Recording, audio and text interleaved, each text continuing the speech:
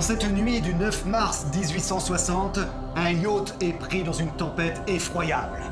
À bord de ce léger bâtiment, un groupe d'enfants âgés de 8 à 14 ans tente de résister aux embardées du voilier et d'en maîtriser la route.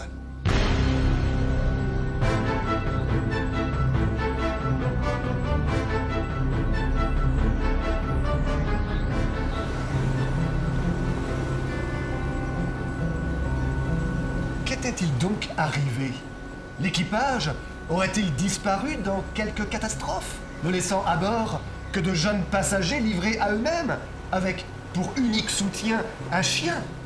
Seul un mousse de 12 ans, un noir du nom de Moko, ainsi qu'un jeune garçon du nom de Briand peuvent se prévaloir de quelques compétences de navigation.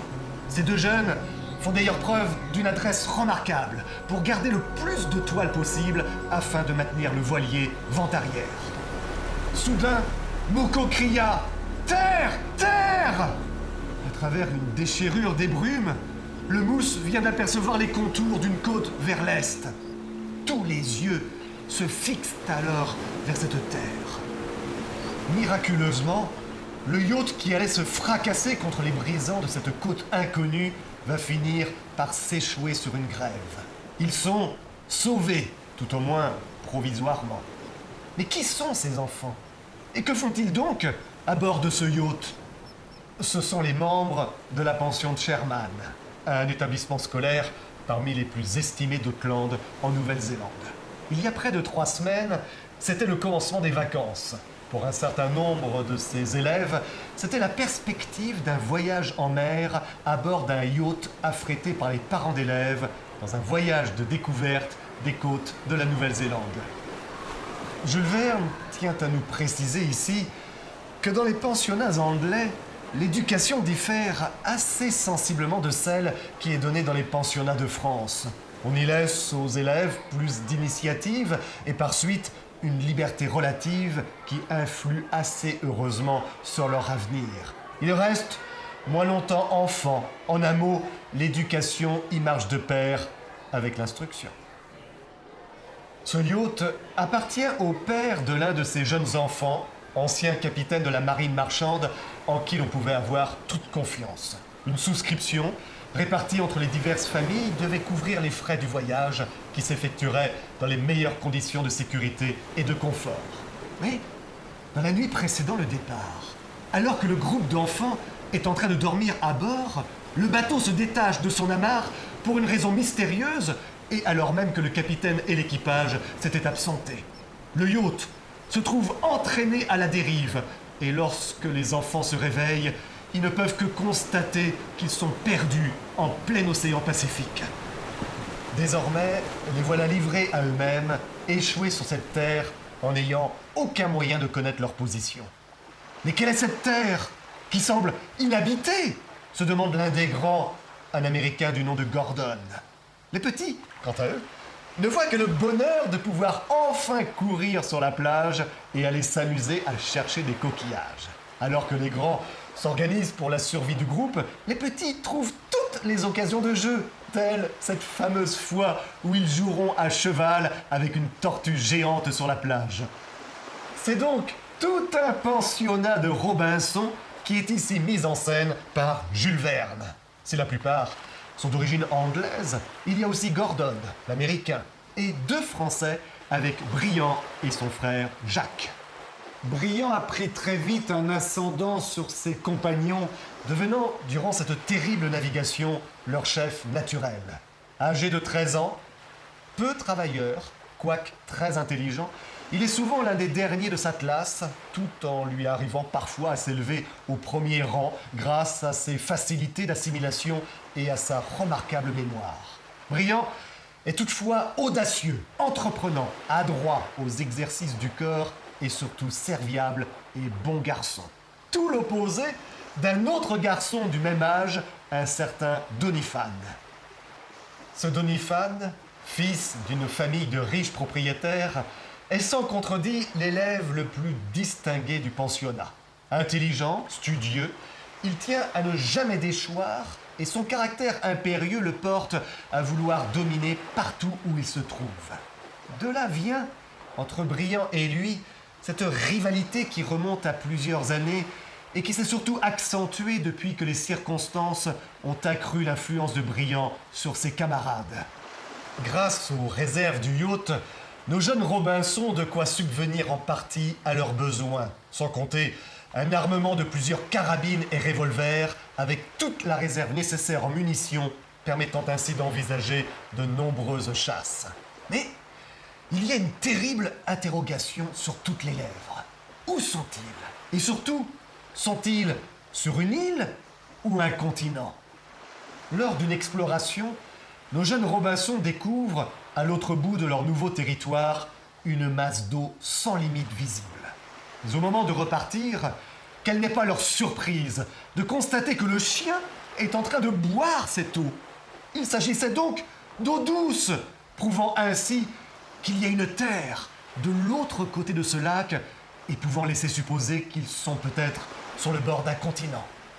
Ils finissent aussi par découvrir une caverne ayant servi il y a bien longtemps de refuge à un autre naufragé.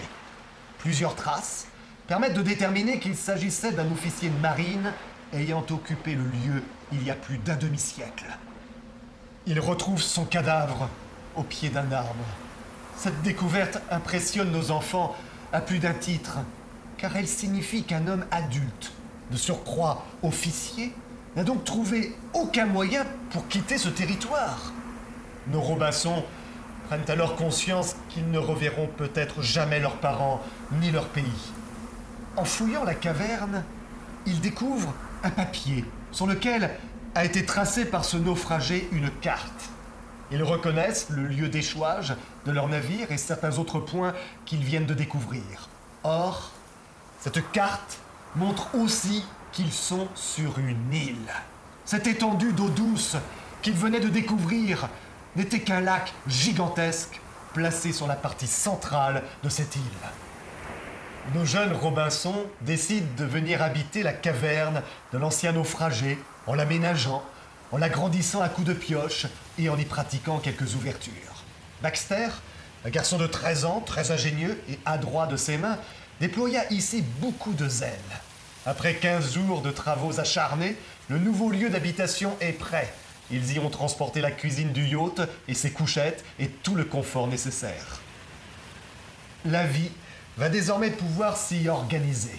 Ils décident, comme tout Robinson, de donner des noms à ces nouveaux territoires, et à commencer par cette île elle-même qu'ils baptisent île Sherman, en hommage à leur pensionnat d'Auckland. Ils construisent un enclos pour y mettre des animaux qu'ils ont capturés, tels une autruche. Un garçon du nom de Service s'est alors mis en tête, en s'inspirant de son roman de chevet Le Robinson Suisse, d'adopter cette autruche pour s'en servir comme monture. Mais malgré toutes ces tentatives, l'expérience échoua lamentablement. Après la vie matérielle, il y avait encore lieu de songer à la vie morale. Gordon eut la pensée de rédiger un programme auquel chacun serait tenu de se soumettre après avoir été approuvé de tous. Il fut décidé qu'à tour de rôle, les plus grands feront la classe aux plus petits. À les instruire, les grands ne manqueraient pas de s'instruire eux-mêmes, nous fait remarquer Jules Verne. De plus, 2 fois par semaine, une conférence sera donnée sur un sujet de science, d'histoire ou même d'actualité. Toutefois, loin de surcharger les petits d'un travail au-dessus de leur âge, on s'appliquera à saisir toutes les occasions d'exercer leur corps, non moins que leur intelligence. Lorsque le temps le permettra, à la condition qu'ils fussent chaudement vêtus, ils seront tenus à sortir, à courir en plein air et même à travailler manuellement dans la limite des forces de chacun. Jules Verne ne manque pas de faire remarquer que les difficultés de l'existence, la lutte à soutenir pour subvenir à ses besoins, la nécessité d'exercer son jugement ou son imagination en présence d'éventualités de toutes sortes, tout cela leur apprendra sérieusement la vie. Nos jeunes Robinson se retrouvent ainsi confrontés à toutes les difficultés d'une vie d'adulte, avec ses rapports de pouvoir entre les êtres. Briand propose d'élire un chef Et c'est Gordon, le plus sage d'entre tous et le mieux organisé, qu'il propose à ce poste pour 1 an avant de nouvelles élections. Il décide aussi d'installer sur le point le plus haut de l'île un mât avec un pavillon pour signaler leur position à d'éventuels navires passant au large. En attendant, les mois passent, l'hiver austral arrive avec ses parties de boules de neige et autres réalisations de bonhommes de neige. Au retour de la belle saison, de nouvelles explorations et sorties de chasse sont régulièrement organisées. Il faut aussi refaire des élections et c'est Briand qui est élu comme chef au grand déplaisir de Doniphan. Briand veut tout tenter pour garder l'unité du groupe. Mais malgré ses efforts, Doniphan et 2 autres camarades sous son influence décident de faire sécession. Mais l'arrivée de bandits naufragés vient tout bouleverser, obligeant le petit groupe à rester soudé pour mieux les affronter. Pour tenter de repérer la position qu'occupent ces dangereux nouveaux habitants de l'île, Briand a l'idée d'utiliser un gigantesque cerf-volant capable d'élever l'un d'eux dans les airs. Une nuit, installé dans une nacelle fixée au cerf-volant, Briand s'élève à près de 800 pieds au-dessus de l'île Sherman. Si Briand finit bien par repérer le feu de camp des bandits, il constate aussi, situé très loin, une lueur assez intense à l'horizon est. Serait-ce donc un volcan en éruption? Y aurait-il une terre dans les parages de l'Est? Se dit-il, peu de temps avant de s'échouer dans le lac. Comment se termine cette aventure? Briand et Doniphan réussiront-ils à travailler ensemble pour le bien du groupe?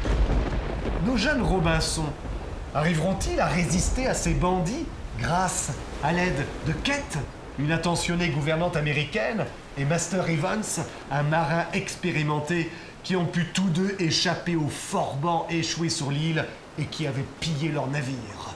Pourront-ils envisager un retour chez eux, à Auckland? Je puis toutefois vous dire que les raisons malveillantes de la rupture du mouillage du yacht, cause de toute cette aventure, sont enfin révélées. Vous serez également étonné, comme nos jeunes héros, de découvrir la surprenante position géographique de l'île Sherman.